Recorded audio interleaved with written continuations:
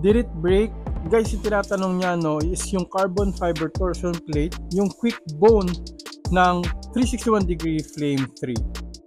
Guys, so far, okay pa rin naman yung aking torsion plate. Mukhang hindi naman nagbe-break. Wala naman akong naririnig na crack so far, Pero hindi pa naman gaanong kalayo yung tinakbo rin ito. Pero huwag kayong mag-alala kasi yung 361 degree gumawa na ng 361 degree Furious ET. Pero ito po kasi gumamit siya ng carbon-infused torsion plate. Unlike dito, mas forgiving yung torsion plate nito, mas malambot, mas flexible, kaya more comfort po ang mararamdaman nyo dito sa Furious ET ng 361 degrees. Kung ako rin yung papipiliin sa dalawa, mas pipiliin ko itong Furious ET kasi nga mas beginner friendly, mas comfortable, and parang for me, mas maporma siya sa dalawa. Okay, mag-alala, maglalagay ako ng link dyan sa Yellow Basket. I-click nyo na po yan. Naka-sale po ito ngayon.